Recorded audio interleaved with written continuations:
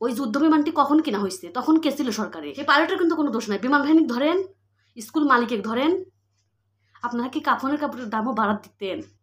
গতকাল থেকে ভিডিও দেখতেছি, কিছু জিনিস সহ্য করতে না পেরে আজকে আপনাদের সাথে কিছু কথা শেয়ার করব। কথাগুলো শুনে যাবেন আপনি যদি মানুষ হয়ে থাকেন। 2 লিটার পানির দাম 60 টাকা, সেখানে গতকাল 600 টাকা দিছে।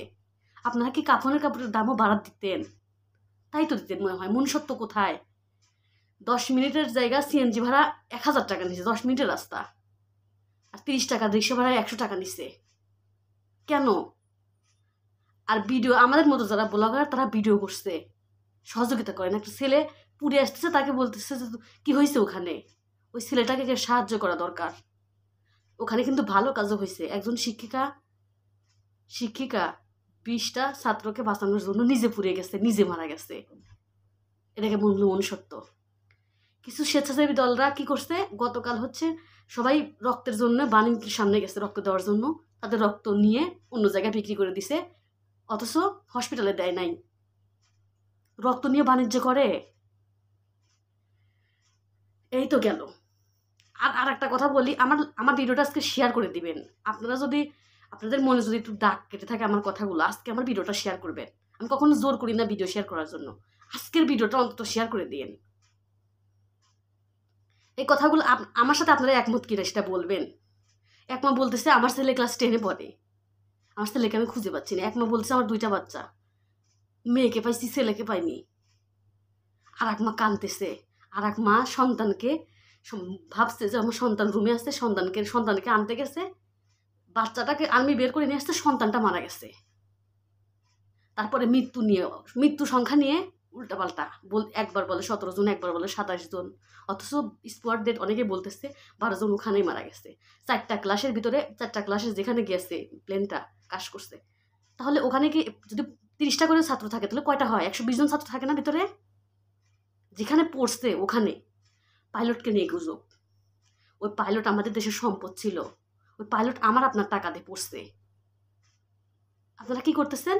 পাইলটকে নিয়ে গুজব ছড়াচ্ছেন। পাইলটের ভুল ছিল।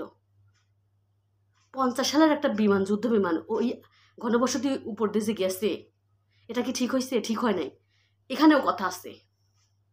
1966 সালে বিমানবন্দরটি ওখানে হয়েছে, ব্রিটিশ আমলে, পাকিস্তান আমলে ছিল।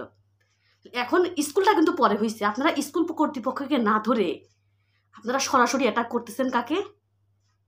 একদম শুধুমাত্র বিমানবন্দরের মানে যারা বিমান বাহিনী তাদের কি দোষ? স্কুল কর্তৃপক্ষের কোনো দোষ নাই? আপনারা একঘেয়েমি করতেছেন কেন?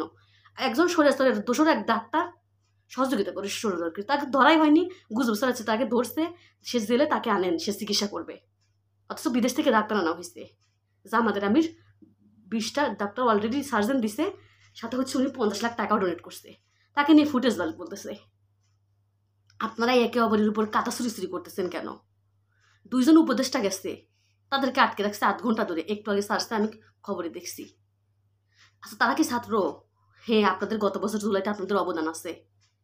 শিশুরাও কিন্তু গত বছর মরছে, অথচ আপনারা সচিবালয়ে তালা দিচ্ছেন। আপনারা দেশে কি অস্থিতিশীলতা আপনারা করতেছে ছাত্ররা?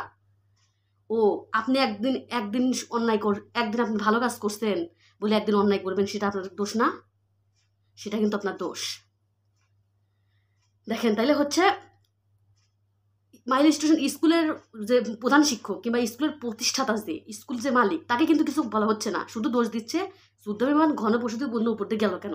অবশ্যই বিমান বাহিনীর দায় আছে। আমার কথা হলো বিমান বাহিনীর দায় আছে তো। 25 বছর আগে, 20 বছর আগে, 15 বছর ধরে কে ছিল সরকারে? ওই যুদ্ধ বিমানটি কখন কিনা হয়েছে, তখন কে ছিল সরকারে? তখন কারা ওই যুদ্ধ বিমান কিনছিল? কোন সেনাবাহিনী কিনছিল? কে ছিল? তাকে ধরবেন না আপনারা? তাকে না ধরে আপনি উপদেশটাকে আটকে রাখতেছেন। ছাত্রদের আপনারা দোষ না? পুলিশ আর্মি আজকে কি উপর থেকে গুলি করছে? আপনারা পুলিশ আর্মি মারতেছেন।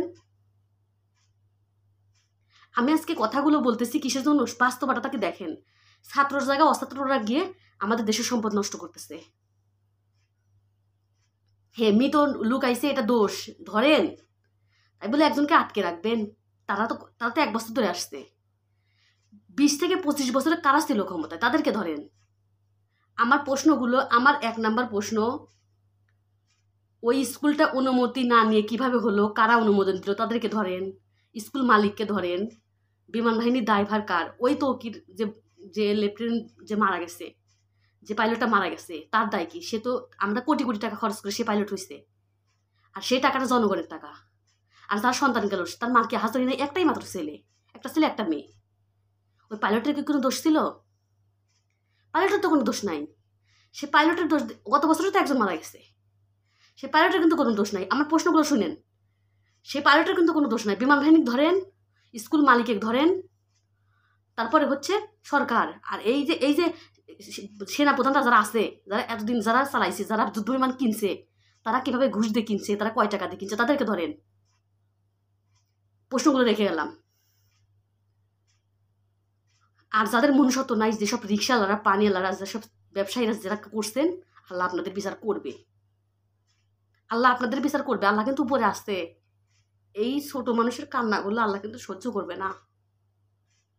খুব কষ্ট থেকে ভিডিওটা বানাইলাম, খুবই কষ্ট পাইছি। আমার যা হয় হবে, আমার পেজের যা হয় হবে, আমি অনেক কষ্ট পাইছি। কিছু লোক আগুনে তা দিচ্ছে। যাই হোক, যাদের সন্তান গেছে তারাই বুঝতেছে। আমরা সামান্য ভিডিও দেখে সহ্য করতে পারতেছি না। যার সন্তান গেছে, যার যে ছাত্রের বন্ধু গেছে, তারা বুঝতেছে কেমন লাগে। ক্ষমা সুন্দর দৃষ্টিতে দেখবেন। কথাগুলো রেখে গেলাম। আল্লাহ হাফেজ সবাইকে। আর আমার ভিডিওতে যদি কোনো ভুল টুল থেকে থাকে, ক্ষমা সুন্দর দৃষ্টিতে দেখবেন।